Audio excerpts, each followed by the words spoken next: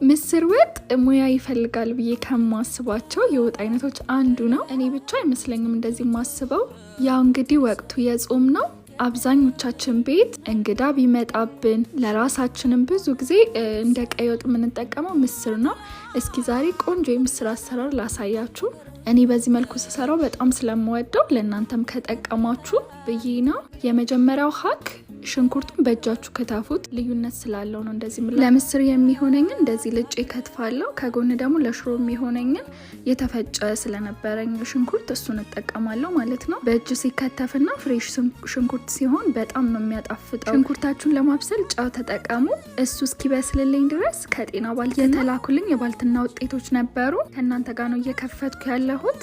ግን ሳየው ራሱ በጣም ነው የሚያምረው። አስተሻሸጉም እንዲሁ ስታዩት ራሱ ያስታውቃችኋል በባለሙያ እጅ እንደተሰራ። ትክክለኛ እርድ አዘጋጅታችሁ የምታውቁ ከሆነ ሱቅ ላይ እንደሚሸጠው ቢጫ አይደለም፣ ልክ እንደዚህ እንደሚጥሚጣ ከለር ነው። ቤት ውስጥ ስለማዘጋጅ ስለማውቀው የእውነት ነው የምላችሁ በጣም ነው ደስ ያለኝ። ሚጥሚጣ፣ በርበሬ፣ ሽሮ፣ ምጥንም በነጭም አብሽ እና በሶ ነበረ። ሁሉም እንደምታዩት ጽድት ያለ ነው። እስኪ ደግሞ አብረን ሰርተን እንየው ጣዕሙን። እዚህ ጋር ከጎን ደግሞ ጥቅል ጎመን እየሰራው ነበረ። ጎመናችሁን በጨው አድርጋችሁ ትንሽ ደቂቃ ዘፍዘፍ አድርጉ። አሁን ሽንኩርቴ በስሎልኛል። ቲማቲም ከበርበሬ በኋላ ከምትጨምሩ እንደዚህ ጥብስ ብታረጉት ከለር ለመመጠን ይጠቅማችኋል። ከጤና ባልትና የተላከልኝን በርበሬ ነው የተጠቀምኩት። መልኩ በጣም ቆንጆ ነው። እኔ ግን በርበሬ ላይ የምወደው ነገር ውስተር ብሎ ግን የማያቃጥል በርበሬ ሲሆን ነው ትክክለኛ የበርበሬን ጣዕም ማቀው ማለት ነው። ለምስር የሚሆነኝን ጥቅል ጎመን እየጠበስኩ ነው።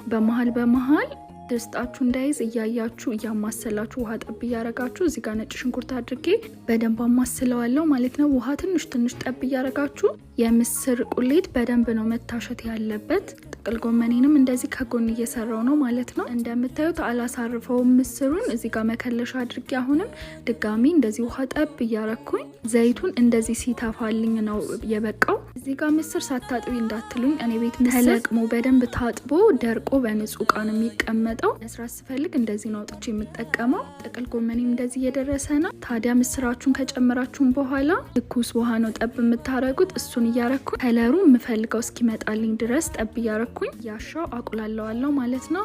እሱ እስኪንተከተክ አሁንም ከጎን ቀይ ስር እሰራለሁ። ብዙ ጊዜ ለአትክልት የባሮ ሽንኩርት ነው የምጠቀመው። በቃ ደስ ይለኛል እሱ ሲሆን እና ቀይ ስር ደግሞ እንደዚህ ሲፈቀፈቅ ነው የምወደው። ድንቼንም እንደዚህ ልጆቼም እንዲበሉ አነሳ አድርጌ ነው የከተፍኩት።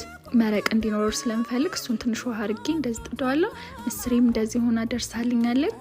እዩት ብቻ እንዴት እንደሚያምር። ጨው አደርግና አውጣዋለሁ። እዚህ ጋር ደግሞ ከጎን ሽሮ ጥጄ ነበር። እንደዚህ ውሃው ሲፈላ አሁንም የጤናን ሽሮ እስኪ እንቅመሰው ብለን ሽሮ በጣም ነው የምመርጠው። ትኩስና ትንሽዬ ካልሆነ አልወድም። አሁንም ሁሉን ነገር ጨርሼ ከሰራው በኋላ ነው ወደ ሽሮ የምገባው፣ እንዲቀዘቅዝ ስለማልፈልግ ማለት ነው። መትቼ እስኪን ተከተክልኝ። ሰላጤ እንደዚህ ከጎን እሰራለሁ።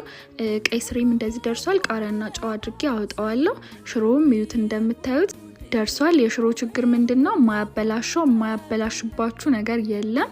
እሱን ጸዳ አደርጋለሁ። እናቴ ድሮ ምግብ ስሰራ እንደዚህ ከተዝረገረገ በጣም ነበር የምትቆጣኝና እስካሁን የምትቆጣኝ ነው የሚመስለኝና እንደዛ ነው የማረገው። እኔም አሁን እንደዛ ነው የምወደው። ከዛ በምታዩት መልኩ እንደዚህ